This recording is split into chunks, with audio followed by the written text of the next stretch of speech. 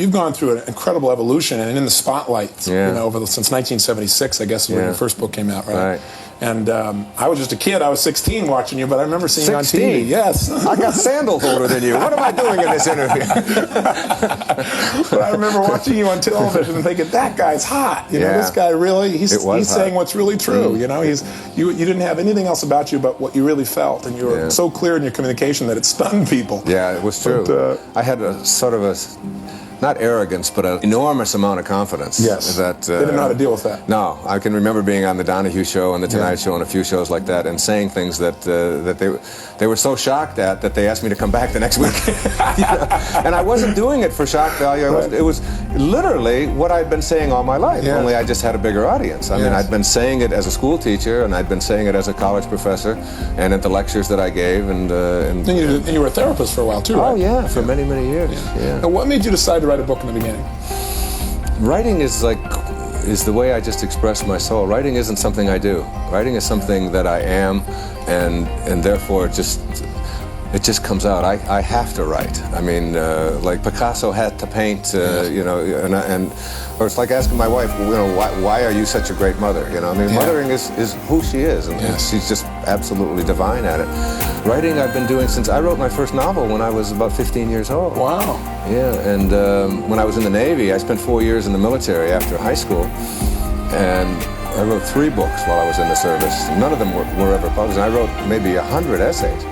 Mostly on the things that I found objectionable about the military. You know, that's probably why they weren't published. And I would design ways to get around it without being beaten down by it, because I realized I couldn't beat the United States government and the United States Navy, and I couldn't give speeches about how absurd it was. But I also didn't have to be inspected. You know, where they would come along and stand you up and make you, shine your shoes in a certain way. I just figured out in my mind, which is where everything begins, in your mind, how could I get away with not ever getting inspected again and still be a part of this system? And in 4 years, I never had another inspection after I left boot camp. How did you pull that off? Every time an inspection would come along, I would figure out a way to be someplace else, where it would absolutely be necessary for me to be someplace else. The only time that I was a little bit devious was when I had when I tempted somebody to steal my shoes, so that I couldn't go. I had to leave them out, but I would rather have lost my shoes and buy a new pair than to a man who needs to express his individuality and freedom anyway, whatever's necessary. It's true. It absolutely is true. Fantastic. And I left the service knowing that I wouldn't ever go back to that. That was the great lesson of being in the military. The great lesson is that in your life, you have to learn not only what you love, but what you don't love. And you have to experience, I think, what you don't like, and then know it, and then know how to go beyond that. Spend the time in the place you want to live and how you want to be. That's neat. I know when you put your first book together, well, first of all, can I mention what you shared with me downstairs? Sure, you can mention anything. Oh, I appreciate that. I got a chance to visit with Wayne downstairs in his room where he's doing his writing here in Hawaii, and I was amazed that there are some similarities between us, but I think maybe even more extreme on your part. And that is, when I'm writing, I'm constantly pulling out all kinds of ideas from many different sources, but there are like 50 or 60 books strewn out all around where Wayne sits and writes. And he bounces along and pulls from each of these. Now, why don't you describe a little bit about how you write, because I think it's how you live. There's a great deal of trust there. It's called surrendering. I learned to do it about 10 years ago when I really honed this, and that was when I was speaking in Houston. There were about 3,500 people who had all paid a lot of money to come and hear me, and it was an evening with Wayne Dyer.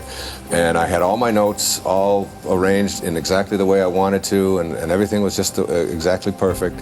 I was backstage doing the pacing that you do before you go on, and the meditating and the breathing, and just getting yourself relaxed, and there's sort of divine guidance that you're seeking. And I realized that I didn't have my notes. They were gone. And they were back in the hotel room, which was 30 minutes away, and I was going on in 10 minutes. So I walked out on stage without any notes for the first time, and I surrendered. In that 10-minute period of time, I just said, all right, you know what you're doing, and you know how to do it, and you're good at this, and you're here for a reason, and there are 3,501 people in this room, and you're the one who's speaking, and 3,500 have paid to come and hear you. There must be a reason for that, and so get on purpose. Get on purpose. Get off of your outcome. Get off of how well you do. Get off of how much money you're being paid. Get off of all of that, and get on to what are you here for? And you're here to improve the quality of life for somebody else. That's all you can do. When you leave this planet, the measure of your life won't be in what you accumulated, it will be in what you gave. Since you can't get anything anyway, it's in giving. So I surrendered, and that was the beginning for me of surrendering. I've never used notes since in my life. It's not that I'm not prepared. I meditate before, and I know what I want to do, and I do that now with my writing. It gets to a point where you absolutely have a knowing. There's two ways to learn. One way is through fear and doubt, and so you learn through suffering,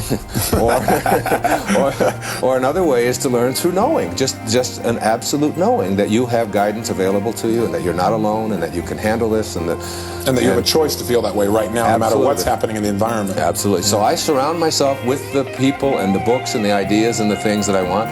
And I know that they will be there. I have an idea so I know the areas I want to write about, in the areas of prosperity and creating health in your life and in your relationships and in your relationship to yourself and these kinds of things. I know about that. Right. So I know what my chapter titles are and my headings are and things like that.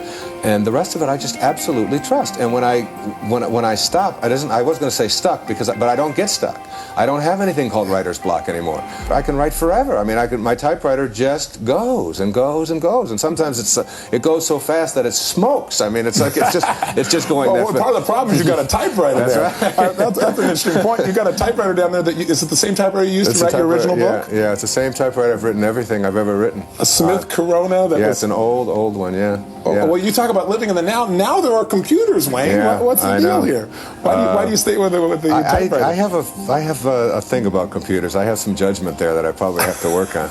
But they you got to forgive your computers. I do. Yeah, they collect so much information. There's sort of a Big Brother-ish kind of thing about computers. Something that can take away freedom. Yes, yeah. There is something like that, and it's like you press a button, and everything that you ever did when you wet your pants. Like, I know it's written in there somewhere.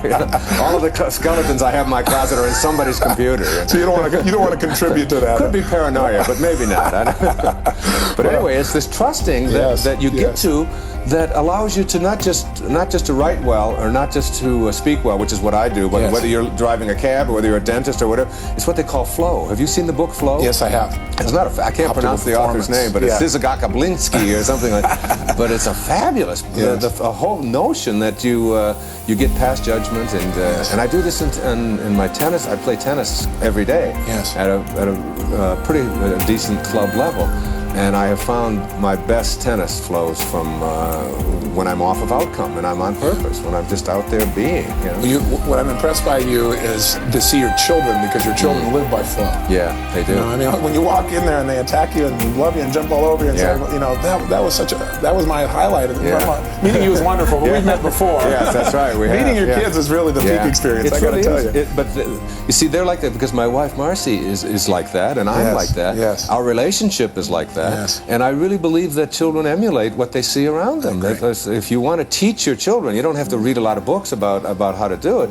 You just have to model what it is you'd like them to become. Just be that around them all the time. We get on a plane. Now, we've been coming here to Hawaii since those children were infants. Right? They were conceived. All of them were conceived right here on Hawaii. I mean, this is a very, very special, magical place. You better be careful. Yes, I know. We're sweating that out right now. An eighth child. Yeah, right. Oh my gosh. But when we get on the plane, we live in Florida. Now we come to Hawaii. Now that's halfway around the world. All right, that's a 13-hour deal. And when we get in the back of a plane, we fill up a plane. Those children, every single time, we never give them any instructions. We never tell them you have to be good, you better not say anything, or we're going to get you, or anything like that. We just get on the plane. And when we get off, everybody on the plane always comes up to us and talks about all of our children and how wonderful they are. They're there, they're in the moment, they enjoy the plane. If there's a movie, it doesn't matter if they've seen it 16 times. They watch the movie, they're playing with the stereo stuff, they're listening to stuff, they walk around, but they're always very peaceful, they're very joyful, and they meet other people on the plane, and they even calm down other babies around them. Just like they say about Christ, or Mother Teresa. And that all comes from the kind of relationship that my wife and I have. And I couldn't agree with you more. I think that most people try to teach their kids what to do, but they live a different lifestyle. Kids don't listen to what you say. They smoking do what you do. cigarettes and telling their kids, no, you shouldn't use drugs. Or they're cheating on their income tax and talking about it. I can't understand why their children lie. No kidding. They don't get it. No kidding. Tell me, I know you have a discipline of running, and you were doing that right before this interview. Yes. You've been doing it every day for how long? In October of this year, I will have completed 15 years without missing a day of running a minimum of 8 miles. That's amazing.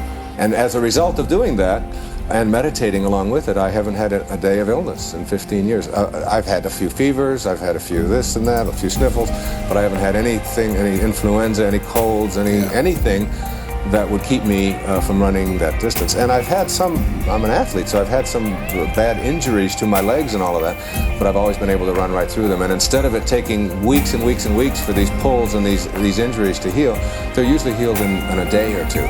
Because I think circulation is not only the key to understanding the universe, it's the key to understanding the universe that you are. You got to keep yourself circulating all the time. You can't let an old person move into your body. That's a good point. Yeah. I said behind every old person is a young person saying, "What the heck happened?" Yeah, that's right. I remember when I was teaching psychology, I came across a great poster. It was a whole line of babies with little faces, and they were all gurgling and laughing, and just like the ones that you just saw downstairs. And then underneath it were another row of pictures with all these old people who were just all sitting there and depressed and looking down and unhappy and with scowls on their face. And the heading said, "What happened?" Yeah.